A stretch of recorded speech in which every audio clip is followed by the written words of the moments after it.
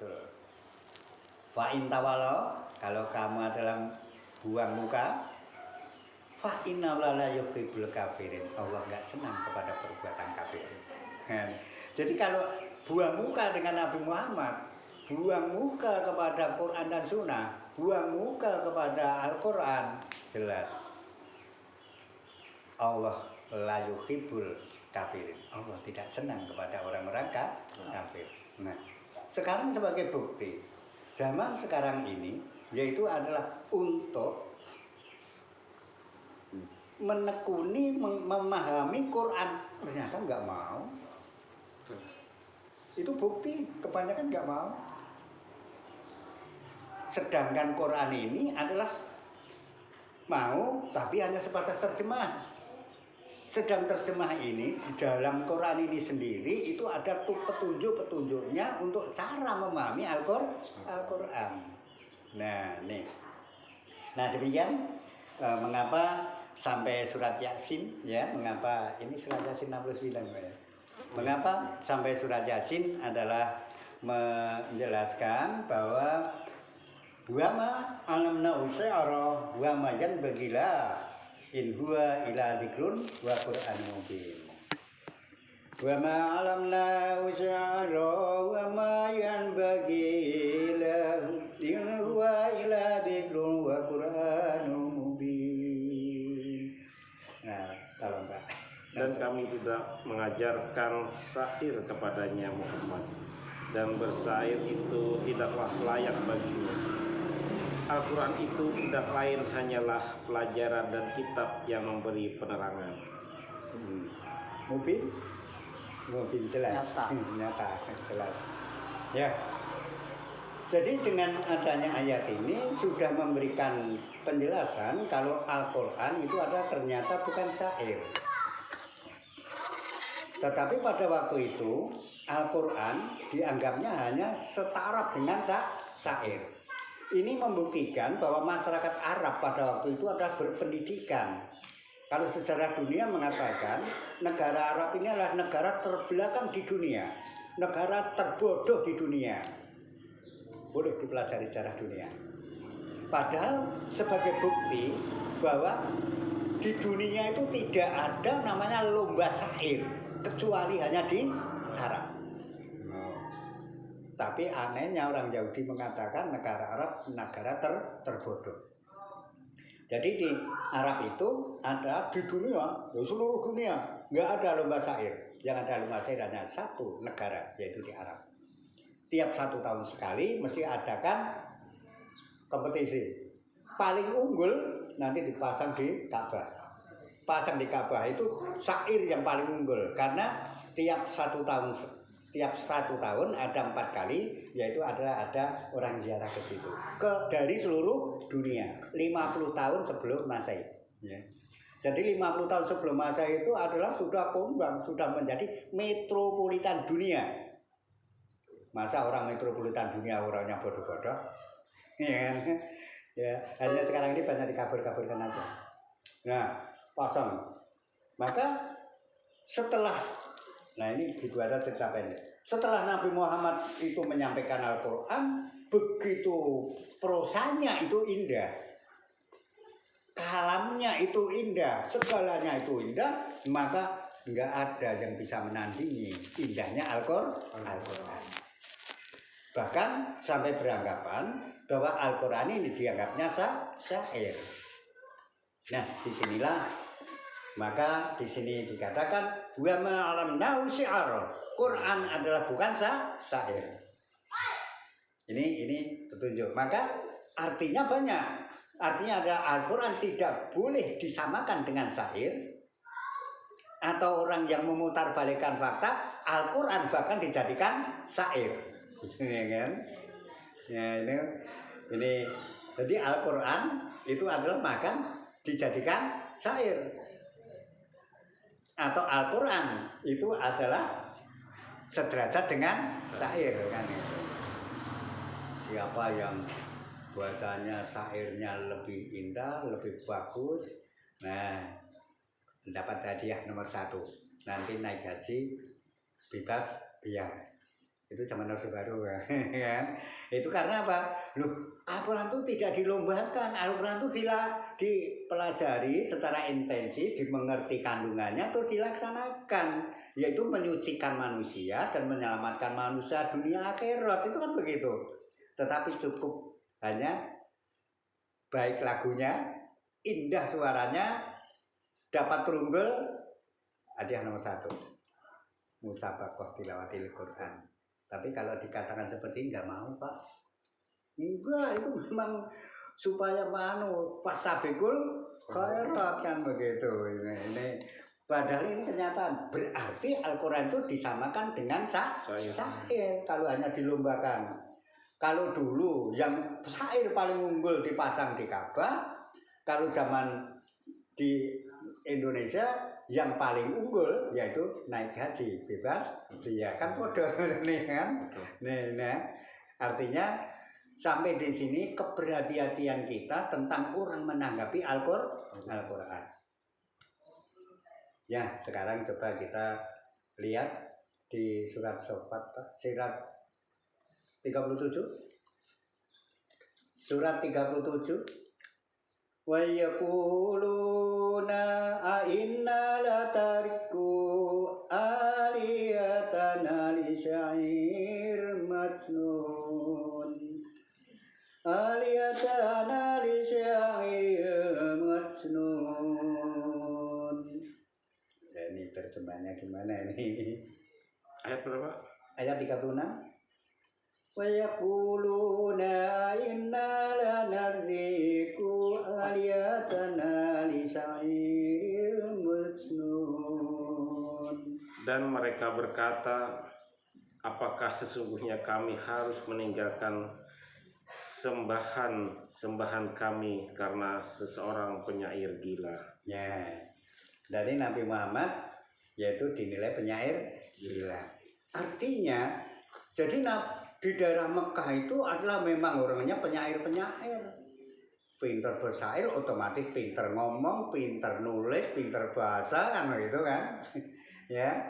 Jadi kalau Nabi Muhammad nggak bisa baca, nggak bisa nulis itu mungkin pada waktu sebelum jadi Nabi.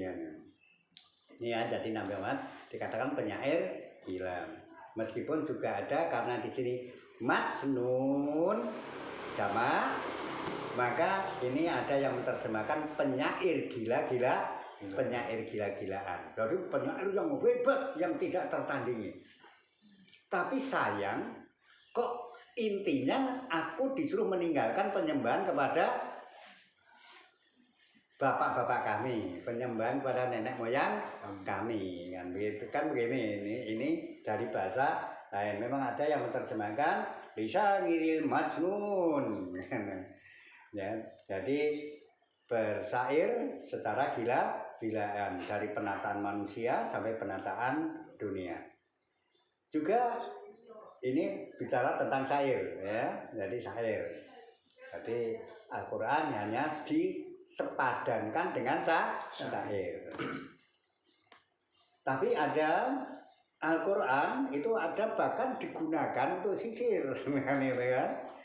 Jadi tolong Pak, surat 51. Kadzalik ma atalladzina min qablihim min rasulin illa qulu syair ila sakhirun aw majnun. Ayat berapa? Ayat 52. Kadzalik ma atalladzina min qablihim bi rasulin ila qulu safirun aw majnun. Demikianlah tidak seorang rasul pun yang datang kepada orang-orang yang sebelum mereka, melainkan mereka mengatakan dia adalah seorang tukang sihir atau seorang gila. Ya. Jadi Quran disampaikan oleh Nabi Muhammad, penyampai itu bahkan hanya disepadankan atau dianggap yaitu penyihir. Ada dianggapnya gila, gitu kan? Tapi tadi ada yang menjelaskan gila-gilaan, penyihir. Nah, jadi ternyata bahasa sihir itu adalah ternyata ini ada berlaku juga di Jawa. Kalau di sini saya nggak tahu. Kalau di Jawa itu ada Al-Quran digunakan untuk penyihir. Mas Mualim seneng nggak dengan cewek itu? Seneng, tapi dia nggak mau itu Pak. Baca surat Yusuf, ya. Pokoknya baca surat Yusuf nanti cewek akan ikut semua kata penyihir, ya kan begitu. Jadi sekarang kan Quran untuk jadi sihir, padahal Quran itu bukan penyihir, ya. Petunjuk, penyelamat manusia. Tetapi ternyata Quran hanya disalahgunakan untuk menjadi penyihir.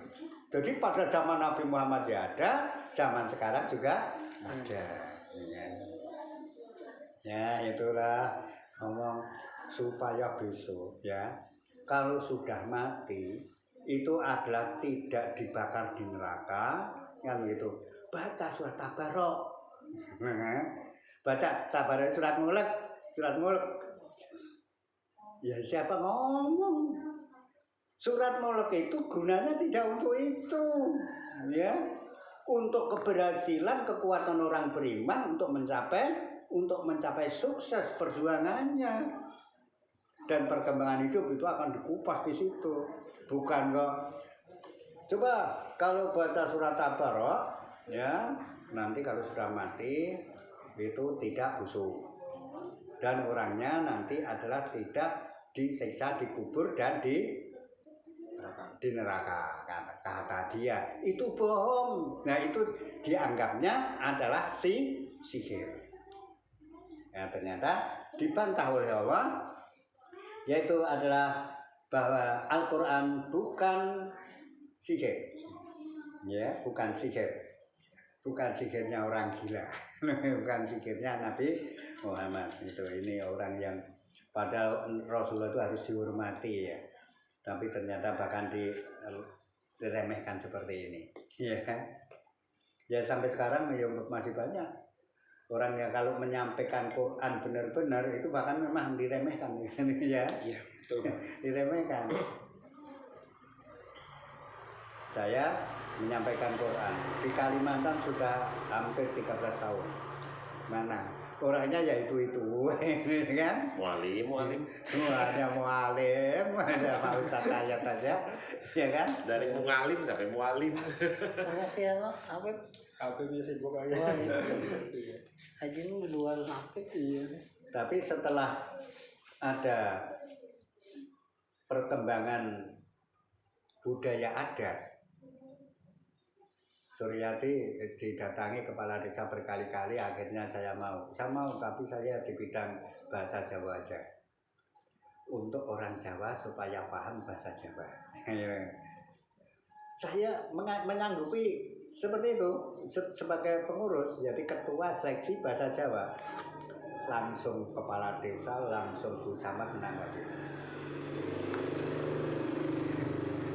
Penduduk Bluru hormat Pak sekarang ini Pak. Tapi kalau Quran nggak mau Pak. Nah ini ya. Ini benar, ini terjadi beneran nih. Ya. Bukan tidak tahu. Masalahnya begini. Pada waktu salah satu ada pertemuan saya diundang. Nah di situ ada sekretaris desa.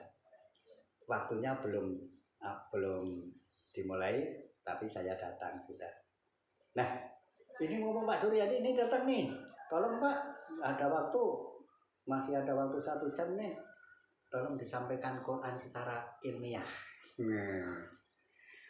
Tapi setelah aku sampaikan, ya sudah itu aja. Untuk melanjutkan nggak mau. Padahal Quran itu nggak bisa kalau hanya sekali aja, hanya pemberian tahu itu paling, ya kan? Nah, itu demikian. Jadi karena Quran bukan sihir. Ya, bukan sihir, bukan untuk merubah manusia secepat itu, bukan. Selanjutnya kita kembali, kalau sudah seperti itu, kita kembali kepada surat 37 lagi, As-Saffat ayat 32. Fagawainakum ninakunawin. Nah ini nanti akan akan terasa. Wa gawainakum inna kunna ghawin.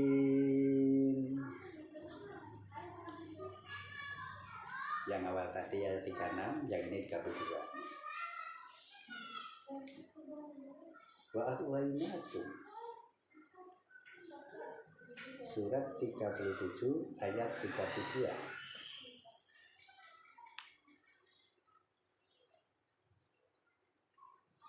Wa gawainakum inna kunna ghawin.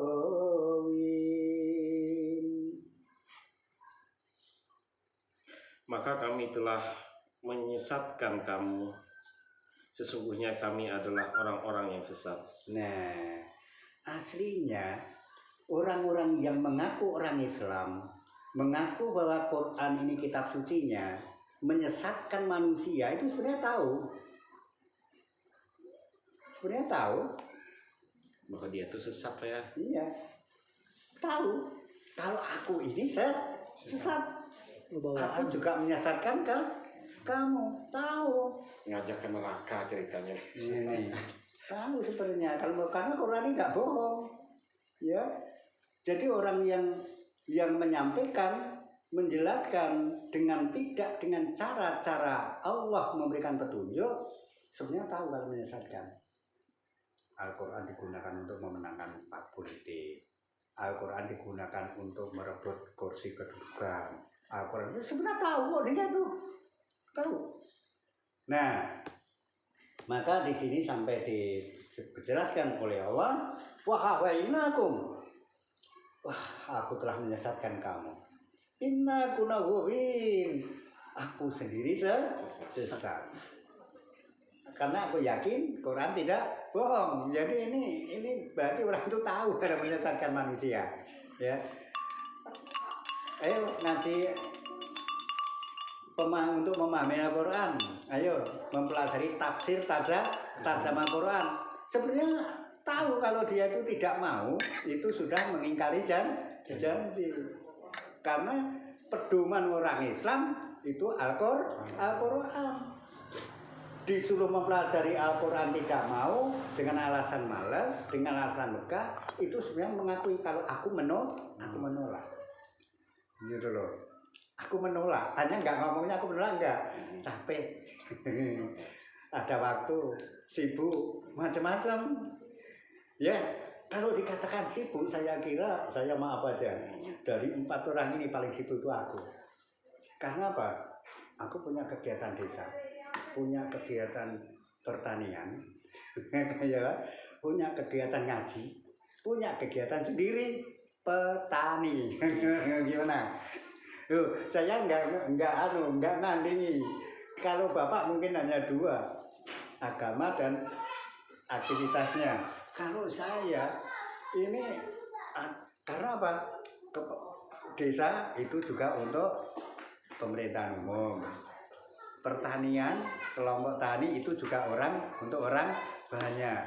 Gimana kira-kira? Tapi kalau namanya sudah ngaji, kalau jadwal ngaji ada undangan, saya tolak. Seperti tadi. Wah, enggak bisa ini ngaji kok. Ini hari saya untuk ngaji nih, hari saya ini. Enggak bisa. Sebentar aja kan waktunya kan pada ngasar, Pak. Ini kan baru jam. Ya apakah kita itu enggak jalan, enggak mandi, enggak sholat, gitu kan? Enggak bisa pokoknya, enggak bisa. Wah, nah, gimana Pak? Ya silakan. Kamu sudah tahu kamu kalau aku hari ini ngaji kok. Ini ya. Jadi saya istimewakan kalau ngaji itu. Nih. Jadi kesimpulannya sebenarnya orang itu adalah menyesatkan manusia, aslinya hatinya tahu, tapi di sininya bohong. Aslinya. Ayo baik, dukung aku ya. Gitu kan? Padahal hatinya ini enggak ya. Suap atau enggak ya? Sudah tahu ini. Terus dijawab sendiri, oh enggak. Ini enggak suap kok. Ini, nah itu, kan gitu. Ini tolong sebenarnya seperti ini. Maka sebenarnya yang bisa membongkar rahasia kehidupan manusia itu dia hanya Al-Quran, yaitu wahyu Allah.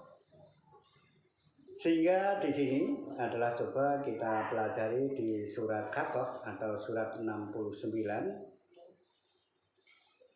ayat 40, 41, 42, 43. Innahu laqulu rasulin karim wa ma huwa biqauli syair qalilan ma tu'minun wala biqauli kahin qalilan ma tadhakkarun tanzilum min rabbil alamin. Ayatnya ini. Sesungguhnya Al-Quran itu adalah benar-benar wahyu Allah yang diturunkan kepada Rasul yang mulia. Dan Al-Quran itu bukanlah perkataan seorang penyair. Sedikit sekali kamu beriman kepadanya. Dan bukan pula perkataan tukang tenun.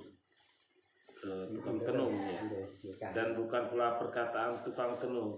Sedikit sekali kamu mengambil pelajaran darinya. Ia adalah wahyu yang diturunkan dari Tuhan semesta alam. Seandainya dia Muhammad mengadakan sebagian perkataan atas nama kami. Iya, sudah. Ya, ini jelas banget ya dari Allah. Jadi Quran itu adalah wahyu yang menurunkan Allah seluruh alam. Artinya ini adalah digunakan untuk kehidupan alam seisinya ini. Kan itu. Jadi bukan syair, bukan hanya sebatas dilakukan, bukan hanya sebatas diindah suaranya, memperbaiki lagunya, dan juga bukan untuk sihir, ya kan? Lah juga di sini wala biqaulin kahin, dan bukan kahin, bukan tenung, Bukan santet gitu ya. bukan santet. Nah, sekarang Quran malah untuk nyantet. Ya karena yang meskipun itu ayat Quran yang dimintai setan ya tetap ya. Maka siapa ngomong setan takut dengan Quran? Enggak ada. Ya, aku itu dulu zaman masih jadi guru musyrik, ya kan. Jadi saya itu kalau manggil Ratu Tunggul Wulung Ratu Jin Tanah Jawa. Jadi yang mendampingi Sunan Kalijogo itu kan Ratu Tunggul Wulung itu. Itu pakai surat apa? Pakai ayat kursi. Ya, Quran kan. Jadi kalau manggil pakai ayat kursi. Tuh di sini ada pisang. Kalau orang Jawa bilang rojo pesta loh, Pak. Raja yang paling enak rojo pesta, bisa apel, bisa apa aja. Datang Hadirlah. Ayatnya apa? Ayat kursi Al-Quran. Maka nggak takut. Pernah saya tanya, ya Paduka Raja, saya tanya, bagaimana sholatnya Rasulullah yang benar itu? Karena sekarang kan banyak sholat yang berbeda-beda. Terus Ratu Tunggul Wulung jawab, aku juga nggak tahu toh, karena lahirnya ada Rasulullah itu saya belum lahir. Jawabnya enak ya. Jadi nggak ada setan atau jin takut dengan Quran, takut dengan orang sholat, nggak ada. Tapi kalau orang ini adalah taat kepada Allah dan taat kepada Rasul, setan, jin tidak berhak. Bukan berarti takut, memang tidak berhak. Ingat nggak itu surat apa itu? Surat Hijr 42, 43 antaranya itu. Ya. Nah, maka sekarang karena itu wahyu, untuk kita bisa memahaminya maka perlu petunjuk untuk memahami Al-Quran. Ya, cara untuk memahami Al-Quran, walladzi anzala alaika minhu ayatu Muhammad kunna umul kitab ukhar mutasyabihat wa ammal ladzina fi qulubihim zaygun fayattabi'una ma tashabaha min ibtigha'a al-fitnah wa ibtigha'a takwilihi wa ma ya'lamu tawilahu illa Allah warasikhuna fil ilmi yaquluna amanna kullun min indi rabbina wa ma yadhakkaru illa ulul albab. Ali Imran ayat 7. Jadi yang bisa menjelaskan itu hanya Allah.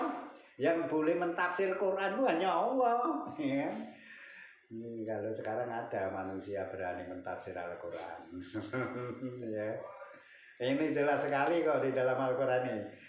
Ali Imran surat 3 ayat 7. Dialah yang menurunkan kitab Al-Quran kepadamu. Di antara isinya ada ayat-ayat yang muhkamat. Itulah pokok-pokok isi Al-Quran, dan yang lain adalah mutasabihat.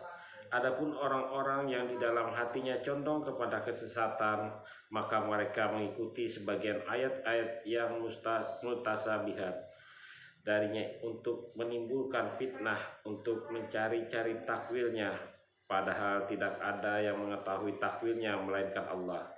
Dan orang-orang yang mendalami ilmunya berkata, kami beriman kepada ayat-ayat yang mutasabihat.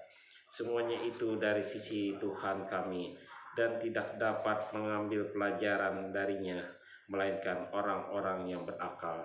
Ya, ulil albab, dapun pintu ulil albab, orang yang punya pintu. Ya. Pintunya manusia di otak, artinya orang yang berakal. Ya, jelas sekali ya. Sekarang sudah jelas Quran mengatakan bahwa yang bisa menjelaskan, yang bisa mentakwil itu hanya Allah. Dikarenakan kita itu adalah tidak langsung mendengarkan suaranya Allah, tapi kita langsung melihat tulisannya Allah, yaitu wahyu tadi. Nah, maka artinya Quran harus diterangkan dengan ayat Quran.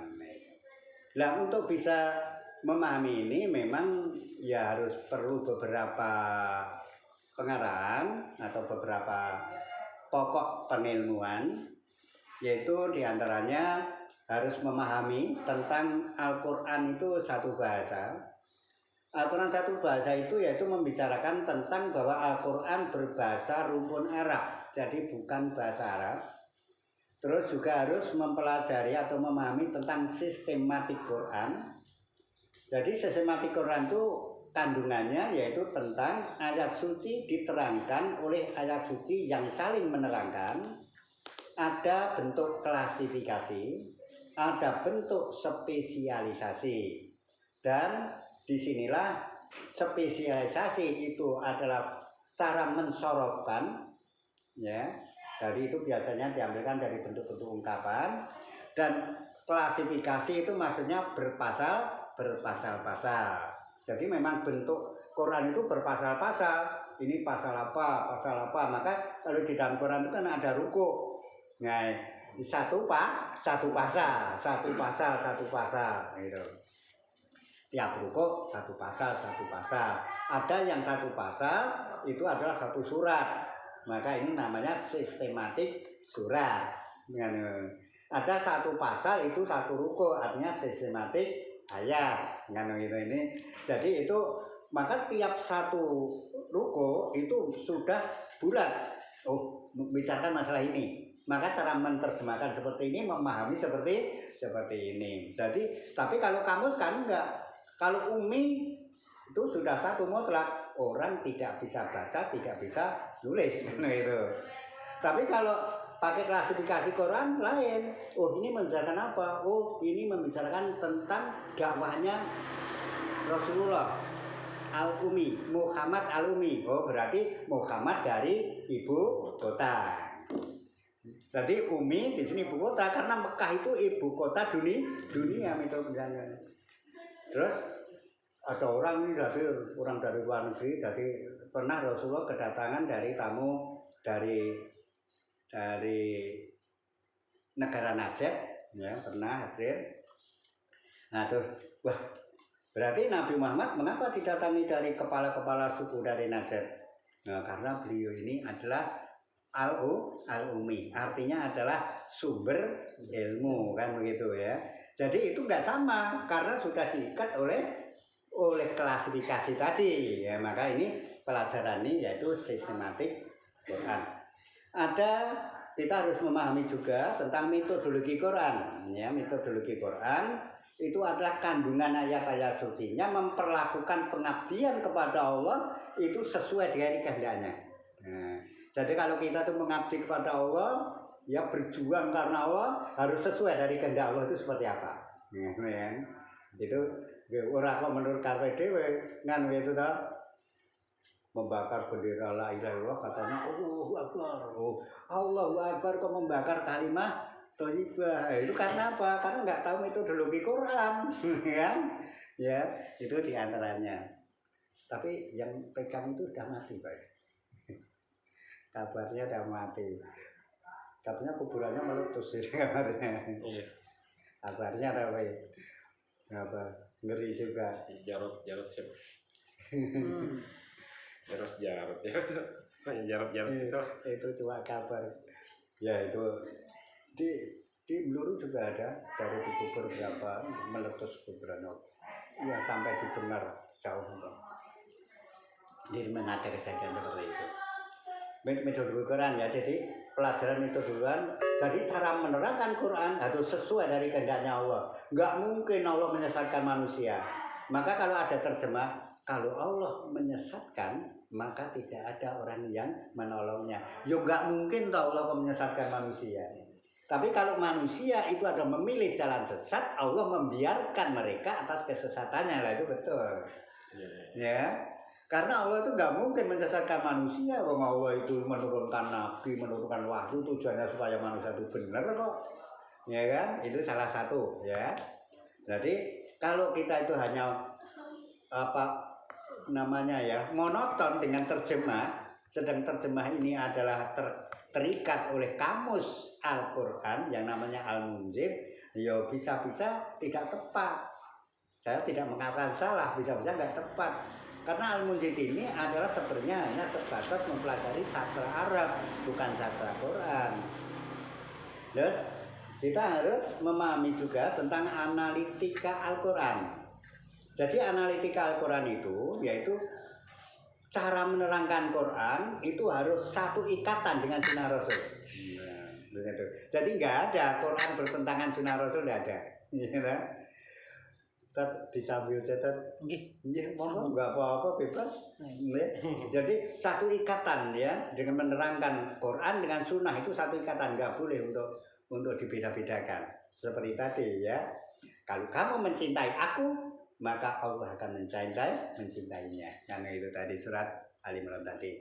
Jadi satu ikatan. Yaitu nanti rumusnya di dalam surat Ali Imran 31, Al Imran 32, Zumar 69, Nisa 80 atau Zumar ayat 70 itu rumusnya. Terus satu ilmu, terus ada yaitu satu ilmu Quran. Jadi pengilmuan Al-Quran itu tunggal, tidak ada tandingannya. Ya. Itu adalah di Al Imran 4 ada di dalam surat Kamim surat 40 ayat 65. Jadi pengilmuan Al-Quran itu tunggal. Al-Quran itu tidak boleh disekutukan, tidak boleh ditandingi kan itu. Ya, jadi dan sekarang kan ada yang menandingi ilmu Quran. Artinya bagaimana? Kalau orang sholat itu kan mesti harus memakai bahasa Rasul. Sedangkan bahasa Rasul itu bahasa Jannah, yaitu bahasa rumpun Arab, jadi bahasa Quran. Tetapi kalau di Jawa, di Solo sana ada, yaitu sholat tapi pakai bahasa Jawa. Jadi tidak pakai bahasa Rasul tapi pakai bahasa Jawa. Namanya Paguyuban Pangestu itu ya. Tapi nabinya udah mati, udah mati lama. Terus kita harus memahami tentang objektivitas Quran. Jadi kalau kita menerangkan Quran, ya tarjamannya itu penjabaran ayat-ayat sucinya itu objektif, ilmiah, logika. Jadi tidak takhayul, ya. Jadi objektif, ilmiah, ya, itu logika, ya itu bisa nanti dipelajari yaitu surat banyak, surat Al-Baqarah 147, surat Yunus 35, ada surat Nisa 85, surat Al-An'am 51, banyak.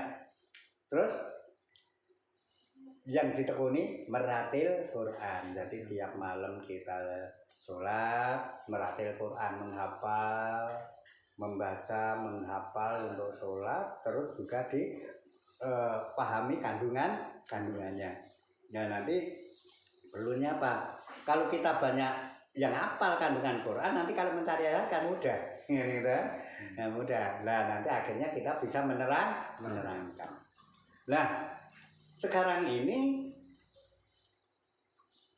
dari 7 rumus ini itu jarang yang bisa menekuni. Sekarang ini saya nggak sombong ya. Sekarang saya nggak sombong, benar.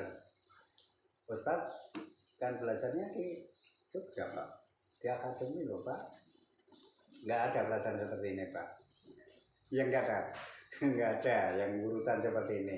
Sehingga kalau sudah membaca terjemah ini dikatakan adalah sudah pas. Padahal Quran yang terjemah ini hanya bahan mentah, harus diterangkan dengan ayat-ayat yang bersangkutan. Tidak berarti terjemah ini salah, tapi ini memang belum mateng. Ini baru terjemah bahasanya. Cara menjelaskannya harus diterangkan dengan ayat-ayat yang lain, petunjuknya seperti yang kita sampaikan tadi. Nah, di sini kalau bisa menekuni ini nanti akan terwujud bahwa Quran bukan syair. Quran bukan untuk penyihir, Quran juga tidak untuk menenung orang, kan?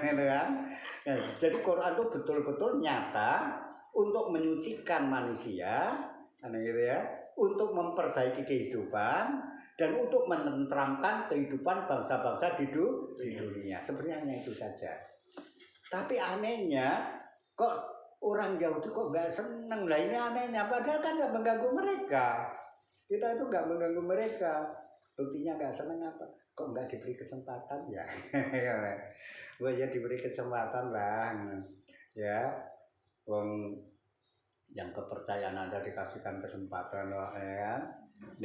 Ini salah satu. Coba sekarang kita buktikan satu persatu kalau waktunya ada. Al-Quran adalah satu bahasa, itu artinya kita harus mengakui bahwa Al-Quran itu bukan bahasa Arab. Al-Quran itu bukan bahasa Arab. Karena apa? Karena orang Arab sendiri itu adalah menganggap Quran ini adalah bahasa asing.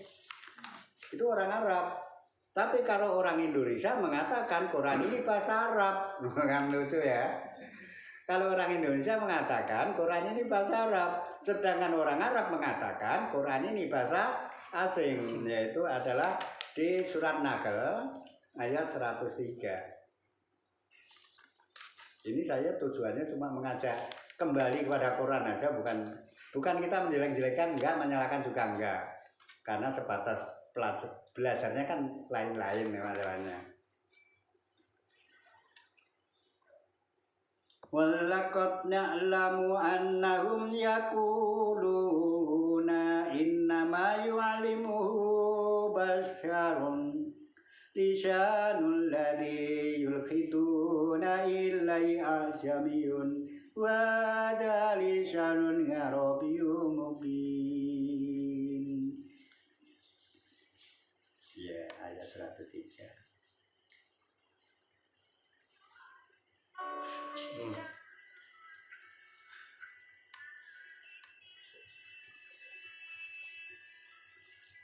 Walaqad na'lamu annahum yaquluna innama yu'allimuhu basyar lisanul ladzi yulkhituna ilayya jamiyun wa lisanun arabiyyun mubin. Innal ladzina la yu'minuna bi ayatillah la yatimu walau madzabun alim. Belum ya. Errornya gimana? Error 103.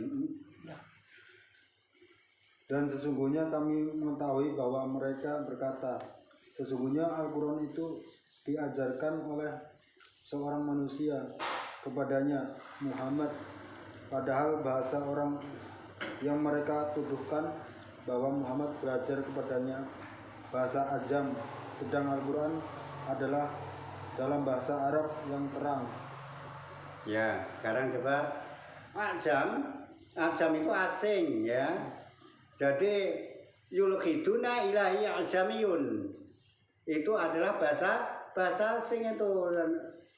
Jadi Nabi Muhammad itu dianggapnya memakai bahasa asing. Wa lisanun arabiyyun.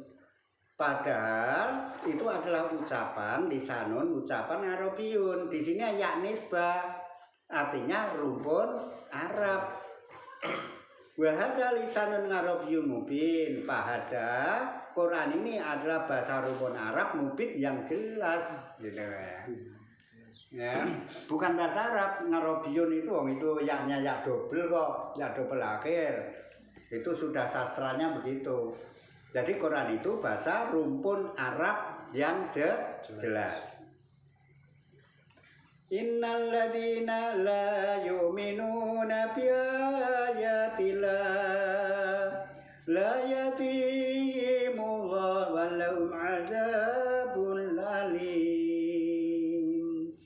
Satu tempatnya.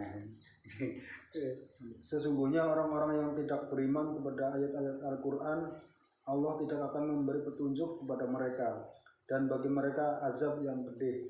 Nah, ya, nggak akan diberi petunjuk kalau tidak dengan cara ini, tidak mengakui kalau Quran ini adalah rumpun Arab, dengan cara-caranya tidak mengakui dengan cara-cara yang ditunjukkan oleh Allah sendiri, la yahdihimullah, Allah tidak akan memberikan petunjuk, bahkan mendapat ngadabun alim, mendapat siksa yang pedih.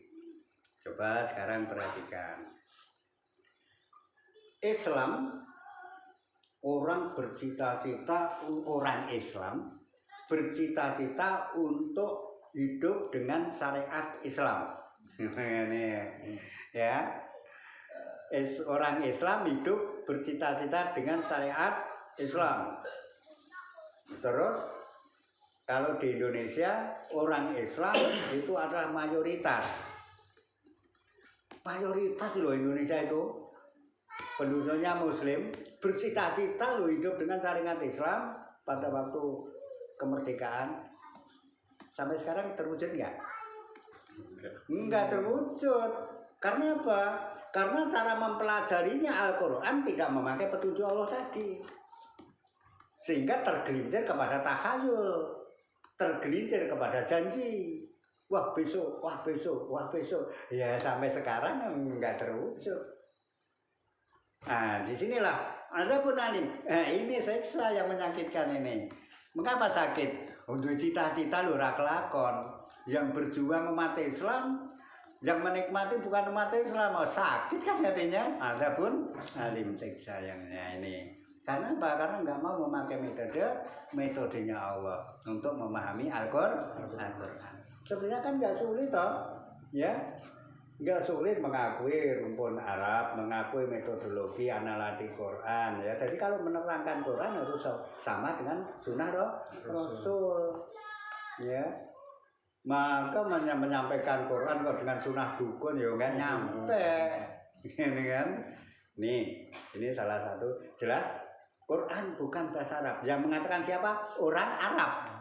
Coba ya. Ini orang Arab sendiri pada zaman Rasul padahal ini. Ini wahyunya zaman Rasul, ya. Tetapi lucunya orang Islam yang ada di Indonesia ini kok tidak percaya dengan ayat ini. Buktinya tetap mengakui Quran bahasa Arab. Sampai terjemahnya Quran bahasa Arab. Ya, itu perlu untuk kita ya introspeksi lah. Maka jangan nangis-nangis. Ngapain kita umat Islam kok begini terus? Ya jangan nangis, kamu sendiri yang gak taat dengan aturannya, kan? Jangan nyalakan orang lain, salahkan diri sendiri. Ayo, kalau memang kamu sadar, ayo sekarang belajar dengan Quran secara benar, kan itu kan? Wong ben ngerti kabeh Gusti Allah piye ngono kan itu. Ya. Jadi surat Imran ayat 7 mengatakan yang bisa mentakfil Quran hanya Allah, Sedangkan surat Nahl ayat 1:3 mengatakan Al-Quran bukan bahasa Arab tetapi rumpun Arab karena di situ adalah Arabiyun. Maka kalau ini Quran ini, ya Quran ini yang semari ibu ini, ya bukan gawean saya ini. Ini ada bahasa namanya bahasa mu'jam. Bahasa mu'jam itu adalah bahasa pengertian bahasa tadi, artinya ensiklopedia bahasa Quran. Ya, berarti ini memahami kalau Quran bukan bahasa Arab, buktinya ada mu'jamnya. Nah ini, tenan aku nggak hapus ini. Nah, ini kan perkataan tafsiriyah, terjemah tematik, perkataan translate Latin, asbabun nuzul, hadis dan sokeh, hadis riyadhus sholihin, kosakata bahasa Al-Quran mu'jam. Ada kan? Berarti ini mengakui kalau Quran itu bukan bahasa Arab. Nah, makasih ya Bu ya. Ini mau Al-Quran berapa? Tak pakai kabeh. Tak